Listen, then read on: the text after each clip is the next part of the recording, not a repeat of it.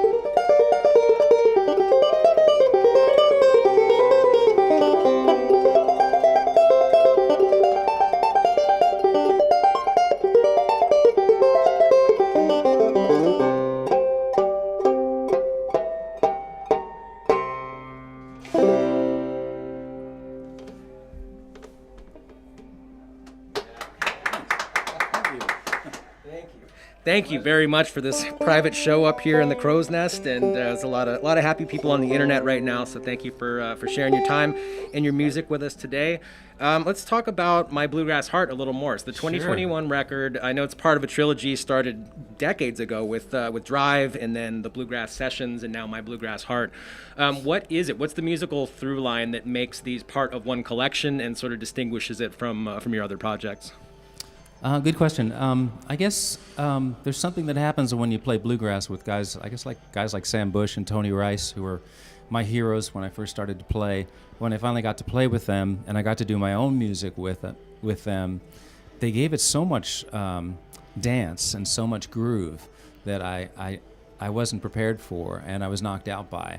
And so I got to make that first record, Drive, in 1988 with Sam Bush, Tony Rice, Jerry Douglas and Stuart Duncan and Mark Schatz on bass, who was my old friend, and Mark O'Connor on the fiddle, and it was the dream band. And no one has really ever come along to take those guys' place. You know, there's people who have brought the music forward and done new things with it, but nobody does what they did better. So I made another record with those guys called Bluegrass Sessions in around 1999. I'm pretty sure that was the year. And it was all those guys, but this time we got Earl Scruggs to make an appearance, and Vassar Clements and John Hartford, so we had some old school cats, you know. But then like 20 years went by. I'm not even sure, maybe a lot more than 20 years went by, and I hadn't gotten to doing it again, and I missed it. And there's a way that you play when you play the banjo, when you roll. You know, rolling is where you alternate your fingers. I do a lot of stuff where I don't do that, like with the Fleck tones, where I do different kinds of techniques. And so there's something, if you're a banjo player and you're not doing that, you're not complete. There's something missing. So at a certain point, I really wanted to do it again. I kept talking to Tony Rice, and he just wasn't responsive. He was becoming a recluse. He really wasn't playing anymore, and he couldn't do it. So I just kept waiting and waiting. And then honestly, we had a close call with one of our kids. Had a health scare where we thought there was a chance we might lose him, which really shook me up. And for some reason, after that, it's a combination of the relief and wanting to do something to ground myself, you know, and also seeing just time pass. I was like, I can't wait for Tony Rice anymore. I need to do this music. And so I started calling guys and getting together with a new bunch of people that I had never played with before. And at first when I started, I was thinking, you know, I can't get Tony, so I shouldn't try to replicate the Drive Bluegrass Sessions things, which were really important records for a number of people, you know, the people in this, you know, players world, you know. So I started out with a new bunch, and it was Brian Sutton and Cody Kilby, who were playing with me today, and it was Dominic Leslie and Mark Schatz, and it was Paul Cohert from Punch Brothers playing bass, and we did a few tracks, and I loved them, but then I thought, well, why am I not playing with my old guys too? And so I decided to invite Sam and Jerry, and I brought Brian Sutton this time to play guitar, and Stuart Duncan and Edgar Meyer, these old pals of mine. And so we did a few tracks with those guys, and then I was like, well, now there's no point in stopping. And then I talked to Billy Strings and Chris Thiele and Billy Contreras, and David Grisman came by, and all of a sudden it became a community album. Then Sierra Hull and Molly Tuttle. So and then it turned into a double album. So there's the story basically. But I had a lot of tunes sitting around for all that time that were like, I was going to forget them. That was part of the thing too. It was like, I'm never going to, if I don't record these, I'm going to forget them. And, you know, I guess there's some narcissism in thinking anybody cares about your tunes that nobody ever hears. But for me personally, I wanted to get them out there, get them off my. Also, when you record your tunes, you create room for new tunes. So there becomes a backlog when you've got too much stuff you haven't dealt with. So there was a lot of stuff I was able to clear the decks, stuff I was really proud of that I thought were good, that hadn't been played by anybody. Well, I don't count it as narcissism at all. I mean, there are a lot of Grammys and a lot of records sold that prove that there are a lot of people who want to hear every single one of the songs that's come out of your musical. You're very kind. Computer.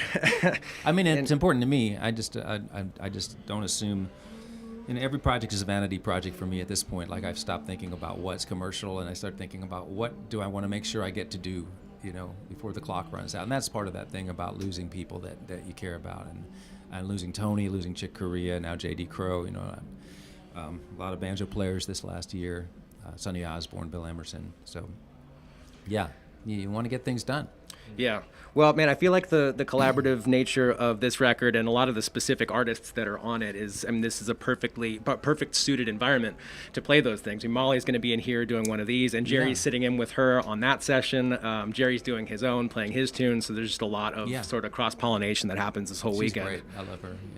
Yeah. Yeah, I wish we were here the same day. I would get her up to play. If we don't get rainstormed out, we're looking at the possibility of a thunderstorm, and I'm hoping for the best. Yes, this tin roof is not the ideal location for electrical storms. It might be better than being in the middle of the field, though. Yeah.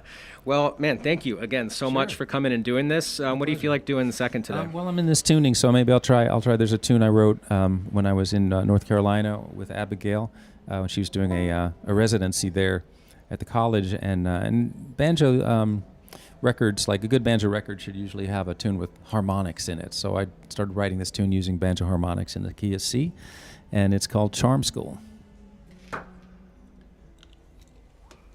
Let's see if I'm still in tune. I'll take that.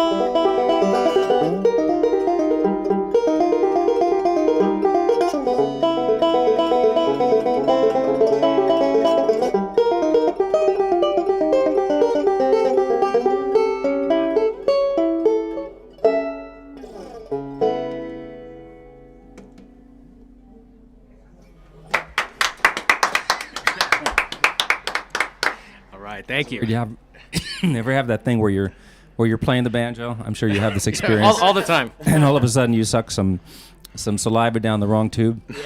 Yeah, it's pretty exciting. Yeah. All right. We've got hydrated. Yeah, we've got water for that. Exactly right. So when I know you're talking about the players who are with you here at DelFest right now, and there's such a broad range of players who are playing, who played on the recorded version of the record, and also who you're out touring with. When you play, I think, is this the last date of the current configuration, and then the next batch of dates is a different group of artists? So does That's right. your set list change in a very, very significant way based on who's there, or are you guys mostly playing the record as it is this summer? Yeah.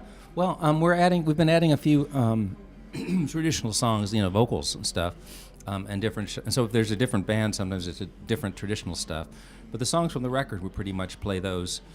And but they take on a different personality with the different players, and that's one of the fun parts. So with this tour, we've got Jacob Jolliffe, because Sierra was busy. We couldn't get her for these dates, and we wanted to do this one, so we put together a little tour. And Jacob Jolliffe was a great mandolin player. I hadn't played with him before, but I'd heard about him. And he did a lot of work to learn this stuff, and he's going to be doing some more dates this summer. Sierra's kind of been first call for this version of the band.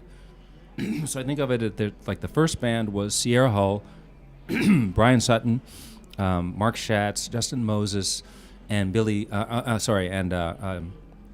Michael Cleveland on fiddle, and that's always felt like the first band of this album. And then a little later in December, we went out with Sam Bush and Jerry Douglas and Edgar Meyer and Stuart Duncan and also Brian, and that was like the second band, like the old guys, the drive band basically without Tony, with a incredible Brian Sutton. So now as we move forward, we went back to the first band and did a big tour in I guess it was February. And now this, and then we go back to Band A for a nice run of dates, including Telluride with the Sam Bush Band and the Jerry Douglas Band and my Bluegrass Heart in sort of nice big outdoor venues. So that'll be fun. Then later in the summer, I'm going to have some different people. Basically, when I can't get the guys that know the music and are all in it, I'm getting to play with some other great musicians that I haven't played with before. And it's a lot of work for them. Like Cody, who was on the record, played on, I guess, maybe 5 or 6 tracks of the record. He hadn't ever learned any of these other songs, and he was learning all this music for just 4 shows, and he really did a lot of hard work, and he did a great job. And the band sounds great with him in it, too. So it's exciting that it doesn't have to be this exact set of personnel, but whoever does it has to really be willing to work hard on this stuff. Yeah, it seems like it. I mean, I'm not a banjo player. I'm not a string player of any kind, but I mean, I can tell how many meter changes and just how complex that music is that you're playing with us here in a solo configuration. I can only imagine how many. That is dedication to do that for 4 shows. It is. It's a lot. And like Jacob's going to be doing a bunch of shows this summer and late summer, so he's got some skin in the game to learn this stuff for another pile of dates. But Cody's just did this as a big favor, so I'm really thankful to him and thankful to the McCoury brothers for letting me borrow him. He's a great player. Yeah. Well, man, I'm having a wonderful weekend. Thank you for starting off our Friday session series. Sounds great. And there's still one more song coming up. What do you want to do third today? I think I'm going to take a shot. Like these are tunes that I don't typically play solo, so I'm going to wing it a little bit and do a version of Round Rock, which ought to work one way or another. I'll just start and see what I edit in there. This is the thing banjo players do. We get grease from our noses to make the strings slide. You're wondering what I'm doing. I'm not picking my nose. I'm picking my banjo nose. All right.